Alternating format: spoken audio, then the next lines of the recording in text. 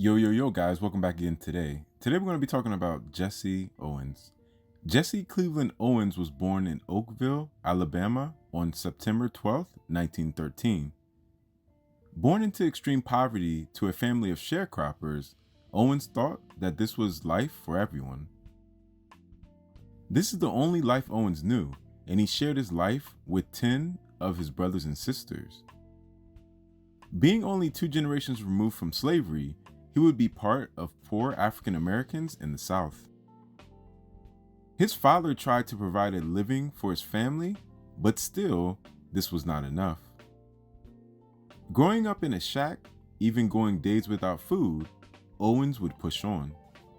His nickname, Young JC, is what he would be called around the farm. Helping his father pick cotton in the fields would be all he knew. In 1915, on Owens' birthday, he would discover a lump on his chest. This lump made it difficult to breathe and would grow bigger and bigger over time. Being too poor to go to the hospital, his mother would heat up a knife and tell Owens to bite on a leather belt for what was about to come. Owens, crying in the corner, would go through pain he had never experienced before. His mother would cut the lump out of his chest, leaving a hole in his chest. This hole would not stop bleeding over time, and Owens states it only stopped bleeding after his father took him into the woods and prayed to God for it to stop. He would also deal with other illnesses such as pneumonia as a kid. He would still, over time, help his family in the cotton fields. On his downtime, Owens and his siblings would race and run with each other through the fields. In the early 1900s, a mix of factory shortage workers in the northern part of the United States, racism in the South, and World War I would lead to the biggest migration of African Americans. The huge population of African Americans who moved up north, or the Great Migration, started in 1916 from the southern part of the United States. This migration would see young Owens move to Cleveland, Ohio when he was 8 years old. On the first day of school, a teacher asked Owens his first name, in which he responded JC. The teacher, not hearing what he said, would write down Jesse as his name. From this day on, he would be known as Jesse. Cleveland, Ohio was different from what the Owens family knew. Cold, harsh weather, and a factory industrial city.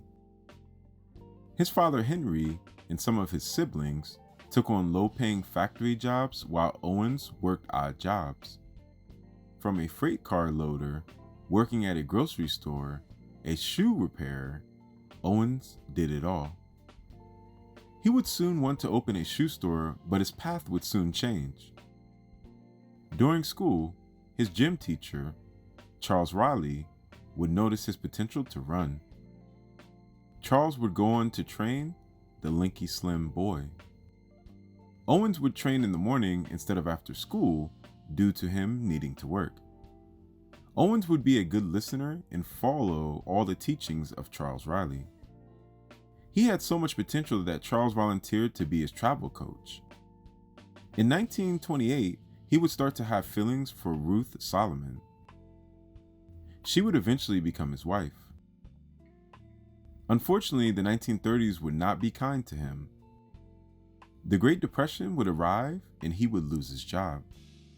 At the same time, trials at the Midwestern preliminary trials were not good. This would all change in 1933. Owens would run a mind-blowing 79 events at the Ohio Interscholastic Finals. He would win 75 of the 79.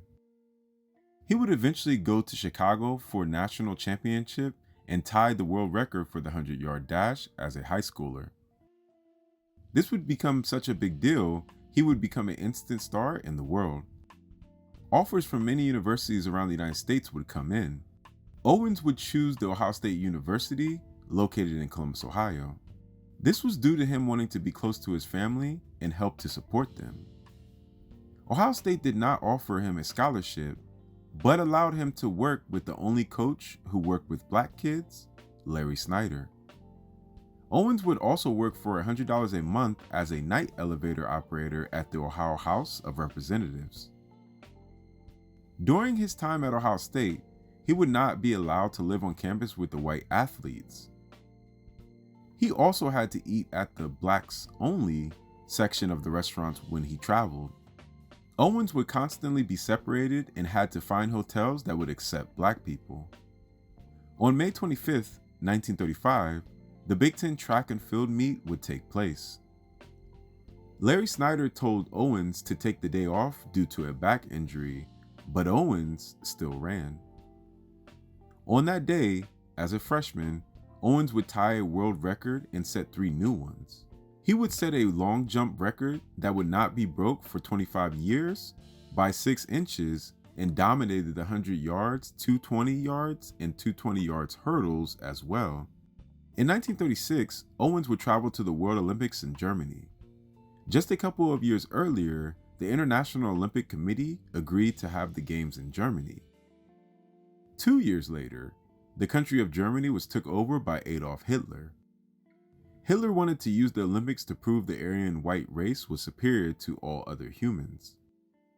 In 1933, the Nazi Sports Office banned non-Aryans from competing. Avery Brundage, in 1934, also head of the U.S. Olympic Committee, would go to Germany and report back to America that the Jewish followers were being treated fairly. Some believe that Hitler staged the well-being of these Jewish followers to hide what was really going on. In 1933, August 1st, Hitler's Olympics would start. There was a strong warning to blacks to not attend this event. Owens did not care. He felt he was already treated bad in America, so how would Germany be any different? Once in Germany, Owens was amazed he could eat where he wanted and ride in front of buses. The very next day, on August 2nd, Owens would go on to beat all competition with ease outside of his teammate. He would win 4 gold medals and set 4 Olympic records. He won in the 100-meter dash, long jump, 200-meter dash, and 400-meter relay. Owens would be the first American track and field athlete to win 4 gold medals in a single Olympics. Hitler, mad that a non-white Aryan won, would only go to congratulate the German and Finnish gold medalists. The LOC would go on to tell Hitler that he had to congratulate everyone, or no one at all. Hitler would decide to not congratulate anyone. Even the German fans were so thrilled at the performance they would start to cheer for Owens. Owens, later in his book, stated that Hitler did in fact wave at him. The 2 weeks in Germany was a dream to Owens. This also made him a worldwide superstar bigger than any athlete today.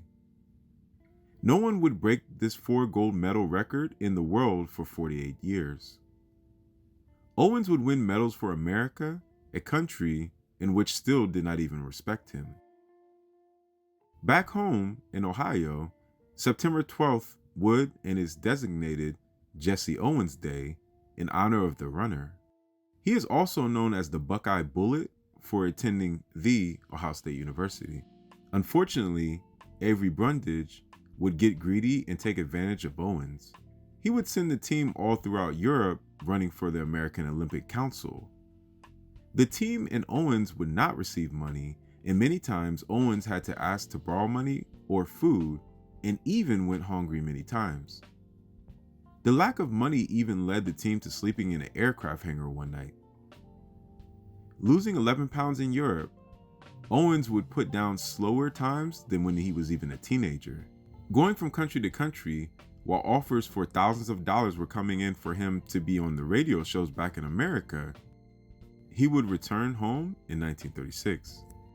Owens told Brundage that he was done running, and for this, Brundage ruined Owens. Brundage would argue for days to the AAU that Owens should be suspended from racing. Unfortunately, for the next 40 years, this wish came true. Even the president invited all white athletes to the White House after the Olympics, but not the greatest athlete of the 20th century, Jesse Owens.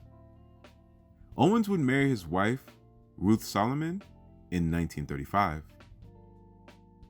He would try to race Conrado Rodriguez in Cuba, But Avery Brundage told Conrado if he did, he would never race in America. So Conrado pulled out. Owens would follow up on job opportunities after being banned to run. Most of these jobs did not lead anywhere, so he started to race people who paid him. In an attempt to keep Owens running, his organization got him a race racing a horse. He even raced motorcycles and racehorses. The Negro Baseball League even hired Owens to race racehorses before the games. The crazy part is, Owens usually won. Even though he would beat his opponents most of the time, he felt used and sad he was amounted to racing horses for shows. This was legal and the only legal way he could run. He would eventually race Joe Louis, the world heavyweight champion at one time. Owens stated he tripped on purpose to let Joe Louis, the greatest heavyweight in the world at the time, win. In 1938, he would open a dry cleaning company using his clout as the world's fastest man with a partner. This would fail within 1 year. All this because one man in the 1930s held a grudge against him. He would also work as a jazz disco jockey in Illinois, Chicago. It took 40 years later for the president, Gerald Ford, to acknowledge Jesse Owens. Over time, he would eventually receive medals from the President of America. Owens would eventually open up a public relations firm and gave speeches around the United States for the Olympic Committee and various organizations. The Olympic Committee would eventually give him a position to go around the world and wanted him to mediate between the organization and Tommy Smith and John Carlos.